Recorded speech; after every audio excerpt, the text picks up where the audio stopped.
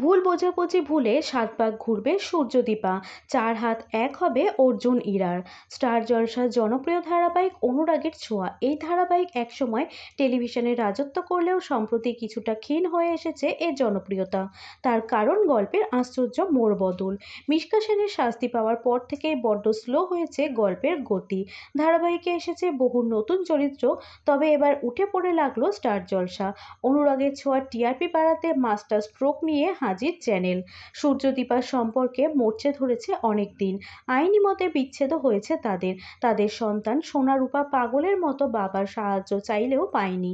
একা দীপার জীবনে আলো হয়ে এসেছে অর্জুন। মায়ের পাশে ঢাল হয়ে অর্জুনকে দাঁড়াতে দেখে রূপা তাকেই বাবা হিসেবে পেতে চেয়েছে।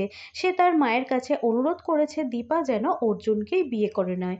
যদিও সেই কথায় সম্মতি দেয়নি দীপা। দীপার মন জুড়ে এখনো রয়ে গিয়েছে সূর্য। আর সূর্য চলে যাওয়ার পর তার জীবন থেকেও মুছে গিয়েছে ভালোবাসা। বুক ফাটলেও মুখ ফুটছে না দীপার। সে তার মেয়ের মুখ চেয়েও না করতেও পারছে না, আবার অর্জুন তার জীবনকেও শেষ হতে দিতে পারছে না।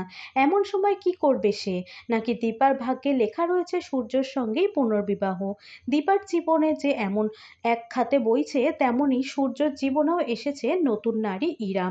ইরা চেয়েছে সূর্যকে কাছে পেতে, তবে সূর্য ইরার দিকে বন্ধুত্বের হাত বাড়িয়ে দিলেও ভালোবাসায় জড়ায়নি তার সঙ্গে। তাহলে কি পিছুটান ভুলতে পারেনি সূর্য?